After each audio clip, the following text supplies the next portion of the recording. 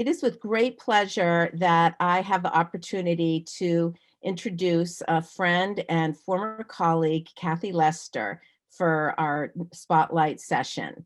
Kathy has been working on kidney issues for many, many years and is recognized for her expertise on the policy and legal side in this area.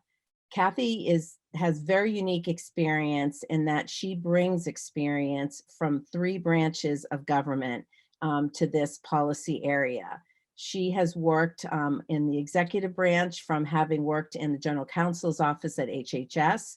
She's worked on the Senate side, in the legislative branch, and then on the judicial side, she worked in the Seventh Circuit. So I'm going to turn this over to Kathy for our spotlight session. And I'm most excited because as I referred to the introduction of Kathy as a former colleague, she currently is bringing experience from working at a coalition where I used to serve as executive director at Kidney Care Partners. Kathy? Thank you, Mary Beth. It's an honor to be here and to get to speak with everyone today. Let me tell you a little about the group that I work with, which is Kidney Care Partners. We were formed back in the early 2000s, about 20 years ago, trying to pull the community together to really raise awareness at the federal policy level about kidney disease. We're a group of more than 30 organizations. This includes patient advocates and care partners, providers and healthcare professionals, dialysis facilities of all types and sizes and locations, innovative companies and manufacturers. What we've really tried to do is bring together a voice for the community so that when federal policymakers look at this area, which compared to other disease states is relatively small, they can understand the challenges that patients and healthcare providers and insurers and others face when trying to grapple with kidney disease, which ultimately will lead in some patients to end-stage renal disease. In 2005, we really took our work to another level and created the Kidney Care Quality Alliance, which I'll talk a little about when we talk about successes, but is basically a measure development organization built on the best practices that we learned from commercial insurers and others on how to really create transparent, valid, and reliable measures that have made their way through the National Quality Forum and have been incorporated into the many Medicare programs that include ESRD quality measures. So again, Mary Beth, happy to be with you and always a pleasure to talk about kidney disease and raise awareness. Terrific.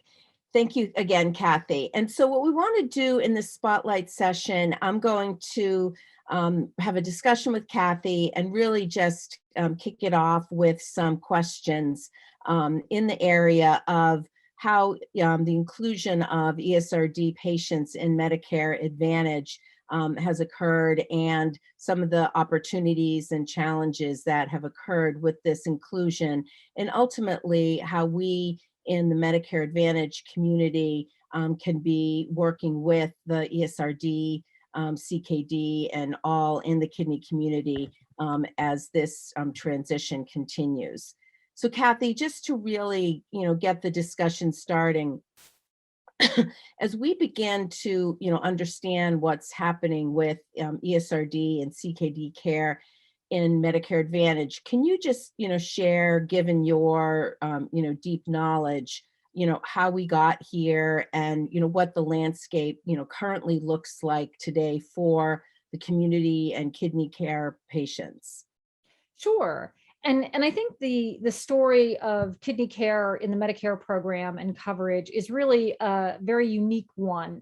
For starters, it is the only part of the Medicare program where an individual can qualify based on disease status. And that's because of a very unique reason. In the early 70s, as dialysis was becoming a real option for patients who were experiencing late-stage kidney disease or kidney failure, there was a movement on the Hill to expand Medicare to include these patients, a very small number of patients, as you might imagine, since at that time there weren't many treatment options and transplant was also not that easy to achieve at that point.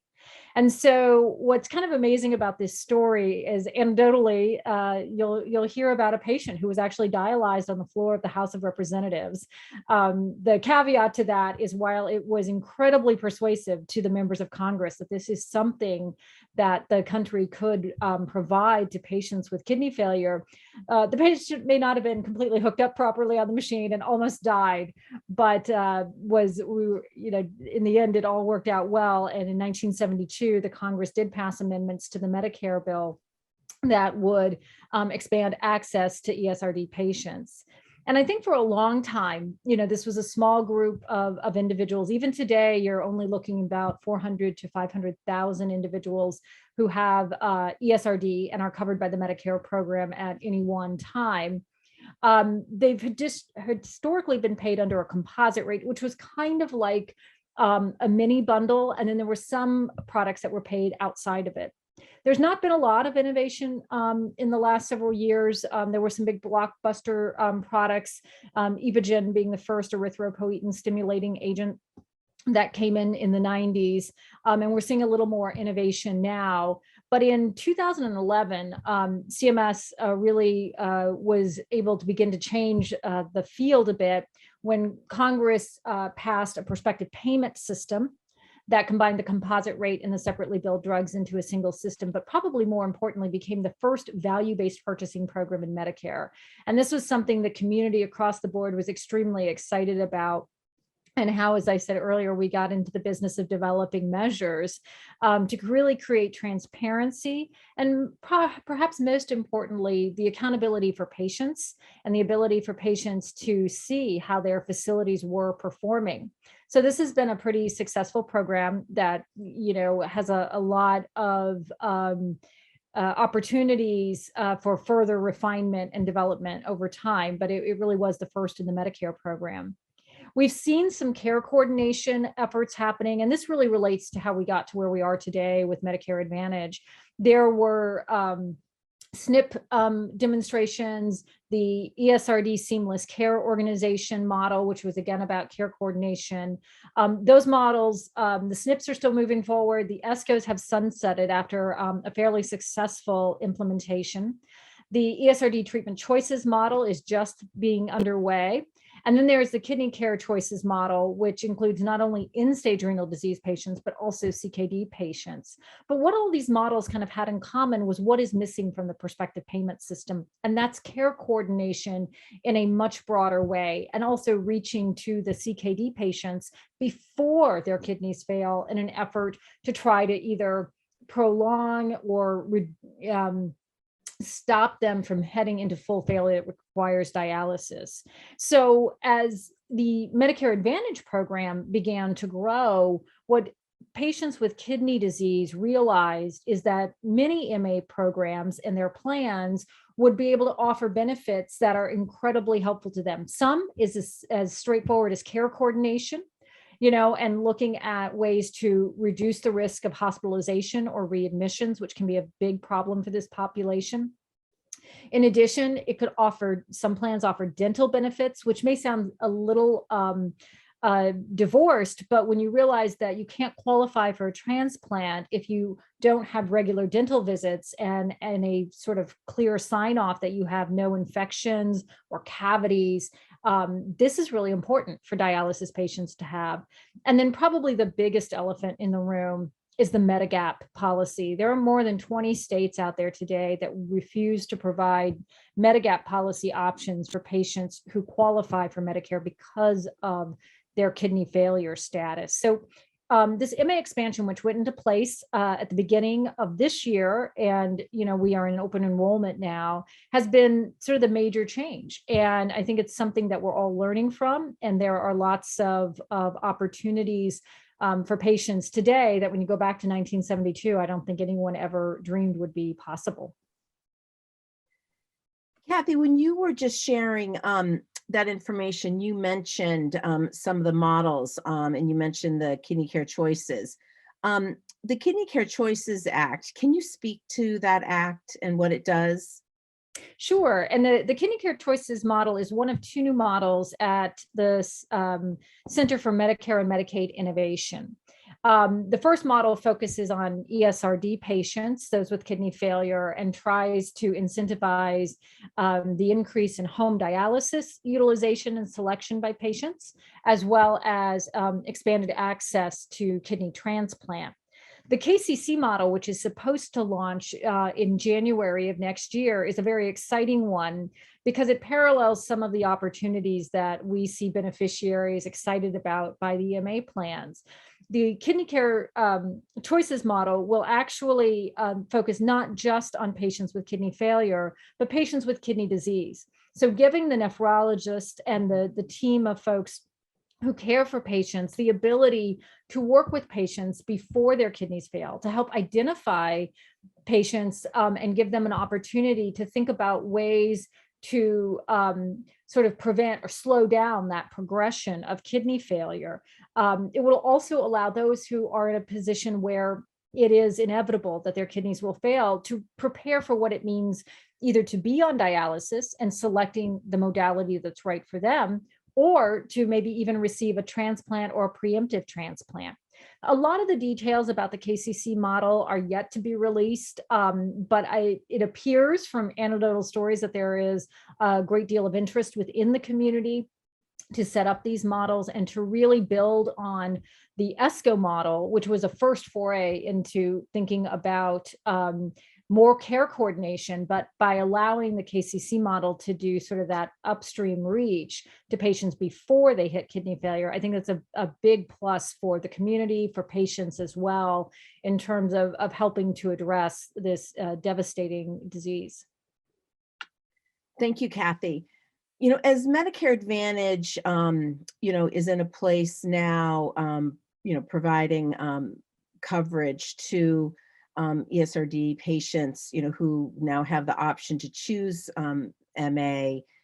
Can you share with us what you see as successes and, challenges that, these patients have seen over the last several decades, or, just what the kidney community has seen to, inform our, MA community more of what you've experienced as we work more closely with you? Sure. I think one of the successes of the community has been working together for a patient population that, again, when you look at the Medicare population as a whole, is relatively small. And the successful implementation of the prospective payment system to really help patients have the resources that they need in order to get access to the care that they require has been very important. I'm particularly proud of the work with the value-based purchasing program.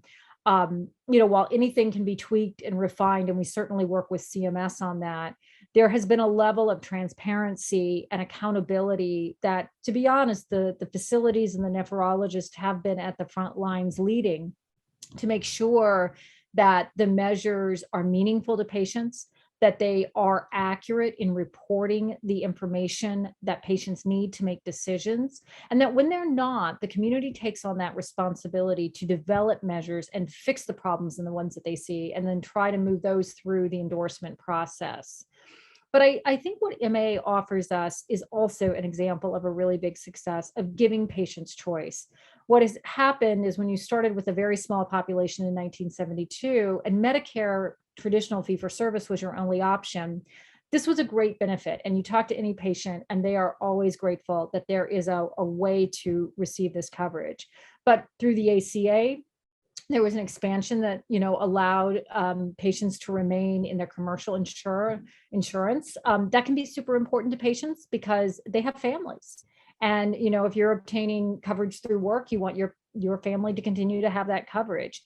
MA gives us the opportunity, as I said, for dental benefits, for the opportunity to address co-insurance obligations that the Medicare program, lacking some Medigap plans in some states, has not been able to do for them. And most importantly, care coordination. What the ESCO model and the SNP plans and some of the other pilots that have been out there with commercial insurers have shown is that when you can coordinate care for these patients among the various providers that they have to see, their facilities, their nephrologists, as well as nutritional specialists, endocrinologists, and the other professionals who help them manage the comorbidities that can often come along with kidney disease, you really do reduce the cost of providing care, but more importantly, you improve the outcomes for patients and they have better lives. So I think that has been an incredible success of giving patients the choice to select the coverage that works best for them.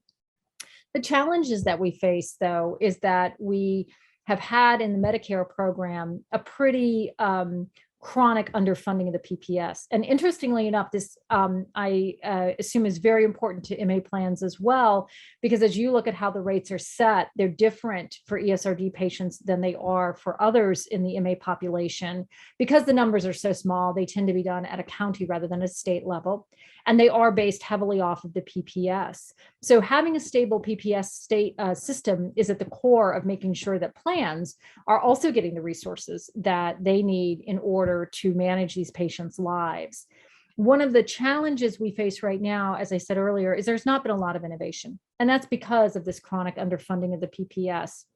One of the things that KCP is working on, and welcome the opportunity for others to engage too, is to make sure that the Medicare Advantage program gives plans those resources that are needed to support that innovation. We have two new pass-through policies in the ESRD PPS program, one directed toward drugs, the transitional drug add-on payment amount, and another known as TIPNIs, which is focused on new innovative technologies or devices. And both of these have not been accounted for in the way that CMS uses the PPS to set the rate.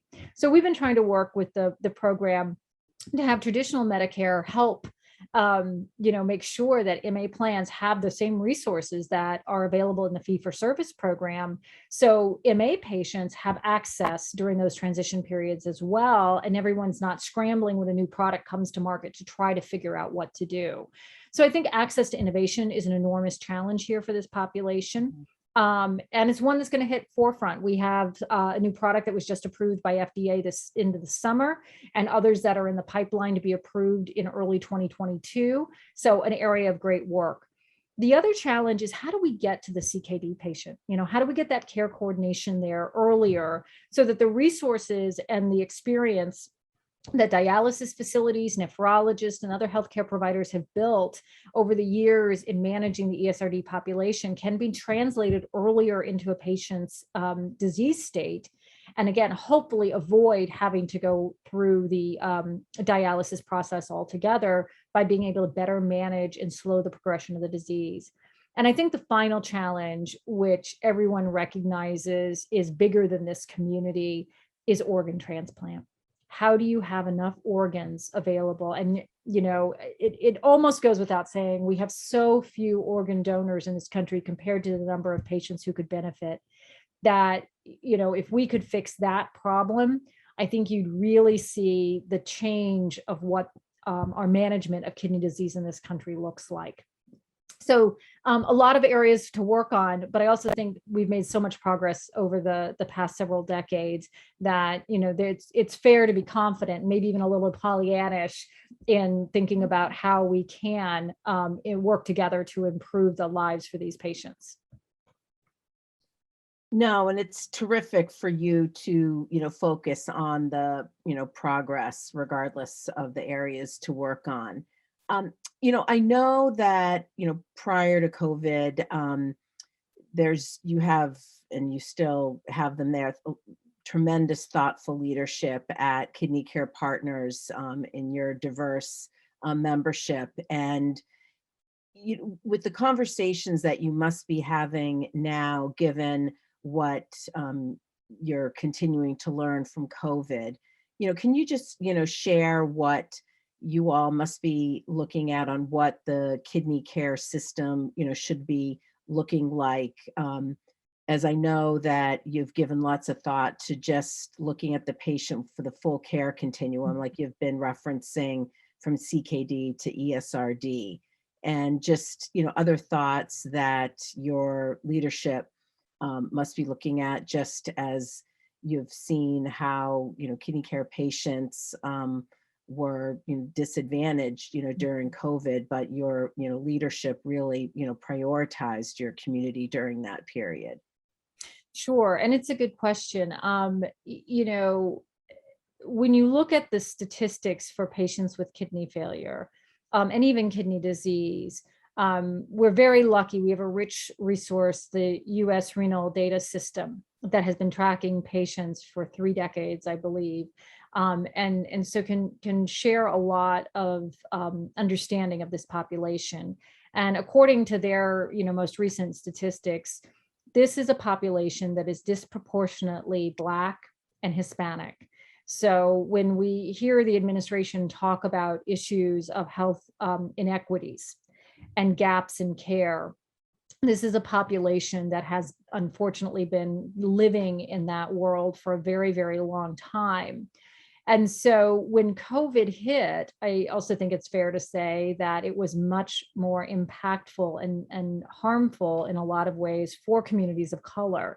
And the intersection of that really did create a series of challenges. So one of the things that happened very quickly at the beginning of the pandemic was not only working with the federal government to get flexibilities, and very appreciative of those, including ultimately the ability to provide vaccines in the dialysis facility where a patient has to be 3 times a week, but also working as a community, sharing PPE, helping to figure out how to cohort patients, moving them around so you could have facilities where people could dialyze, and you could address the issues of isolation that needed to happen because of the pandemic.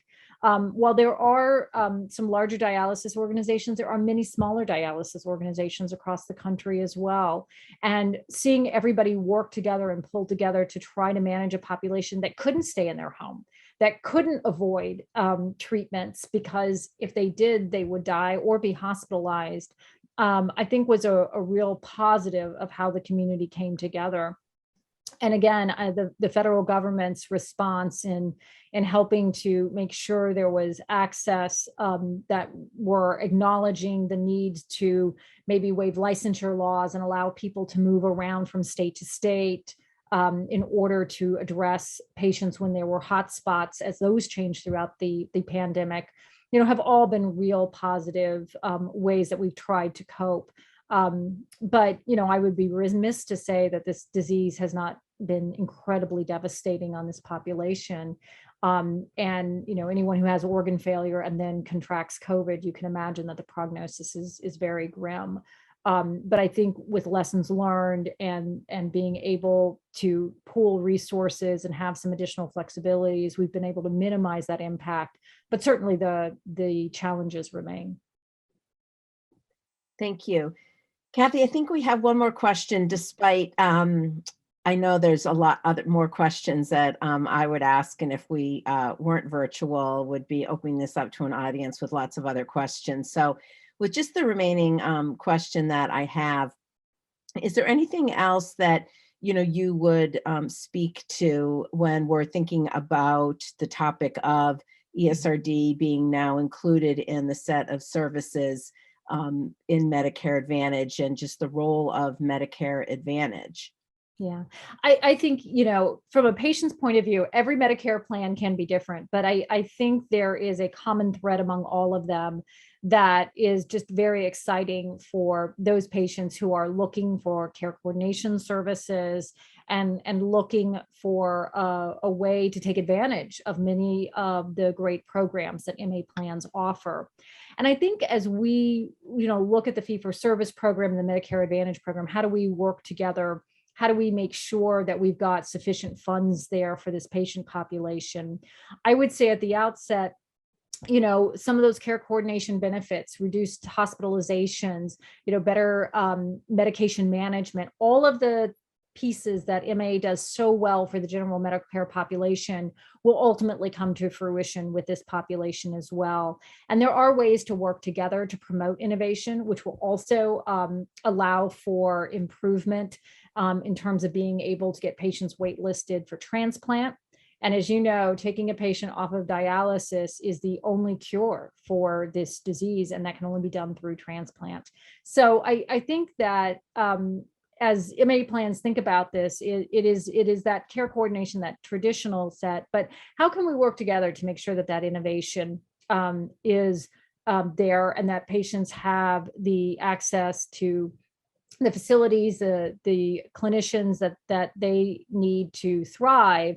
And again, all of these things, when they work together, I think help reduce the cost of care, which is something that is also very important given the scarce resources that everyone has these days. Thank you, Kathy. Well, Kathy, really appreciate you sharing this information and your knowledge on behalf of KCP and the kidney care community. And we see this as a starting point to follow up on and look forward to continued dialogue with you all. Thank you Well, very much. thank you. I appreciate it. And I look forward to ongoing conversations. I think it's a great opportunity to find ways to work together to better the lives of the patients with kidney disease.